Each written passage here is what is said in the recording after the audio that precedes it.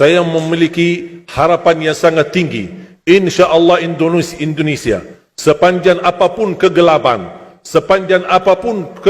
kezaliman, sepanjang apapun kehilangan keadilan, InsyaAllah akan datang satu saat terbitnya matahari adil. Dan InsyaAllah Indonesia akan menjadi negara Al-Quran. Saya bisa meyakinkan gitu karena saya telah merasakan bagaimana di Turki.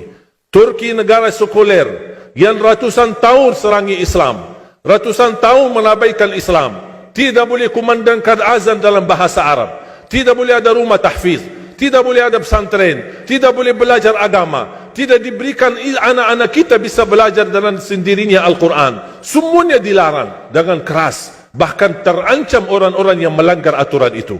Allah Subhanahu wa taala melahirkan seorang presiden yang bisa membaca Al-Quran. Cuba buka di YouTube bacaan Erdogan bagaimana. Itu dilahirkan dari negara sekuler.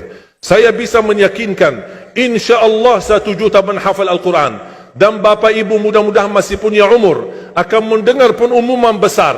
Imam besar salat Idul Fitri dan Idul Adha sekaligus khatib adalah Presiden Republik Indonesia menghafal Al-Quran.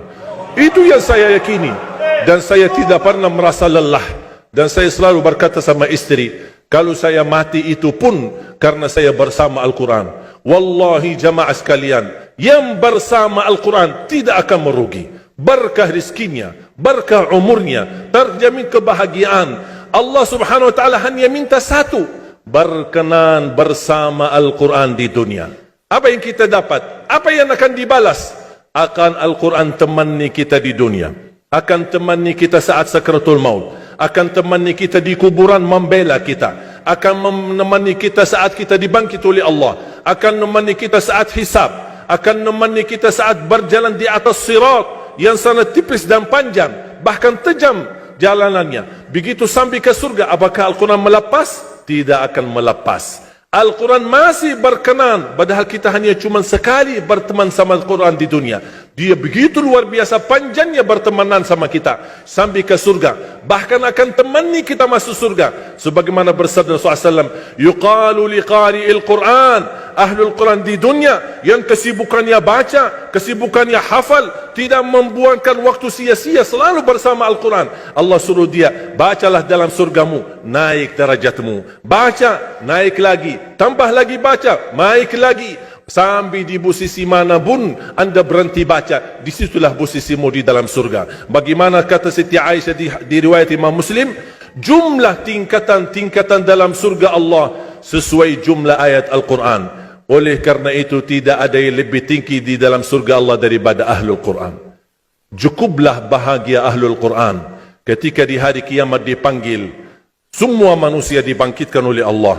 Malaikat memberikan pengumuman, mana Ahlul Quran? Berdiri, rapat, berdekatan. Mereka maju, mau bawa kami ke mana? Kalian terpilih menjadi orang yang terdekat sama Allah. Karena Ahlul Quran adalah keluarga Allah Subhanahu wa ta'ala.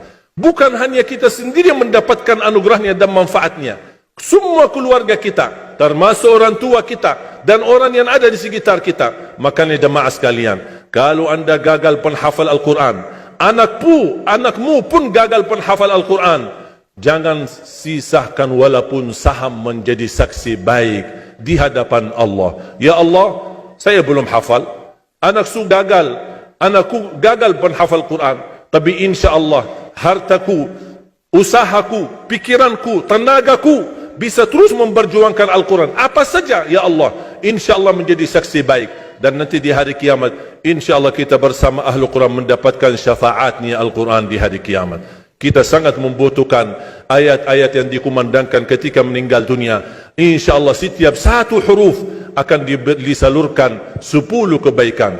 Mudah-mudahan semua yang hadir diberikan kemuliaan dan keanugerah dari Allah menjadi Ahlul Quran, penghafal Al-Quran, penghayati Al-Quran, para pencinta Al-Quran, berakhlak-akhlakul Quran.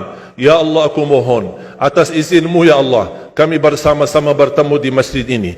Berilah kepada kami kemuliaan bersama-sama bersama Ahlul Quran di dalam surgamu ya Allah, ya Dzal Jalal wal Ikram, ya Arhamar Rahimin, ya Arhamar Rahimin. Anugerahlah kepada kami anak dan keturunan penghafal Al-Quran, anak dan cucu penghafal Al-Quran yang mampu menjaga nama baik keluarga kami, yang mampu membanggakan kami di hadapanmu hari kiamat, yang mampu menghadiahkan mahkota untuk kedua orang tua kami. Birahmatika ya Arhamar Rahimin.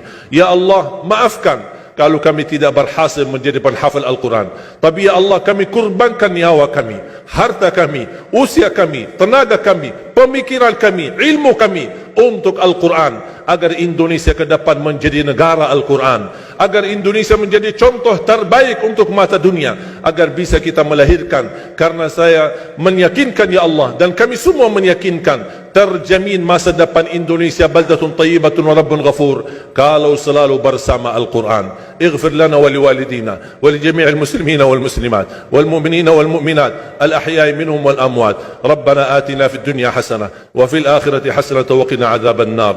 وصلى الله على سيدنا ونبينا محمد وعلى آله وصحبه وبارك وسلم والحمد لله رب العالمين. سبحانك اللهم وبحمدك.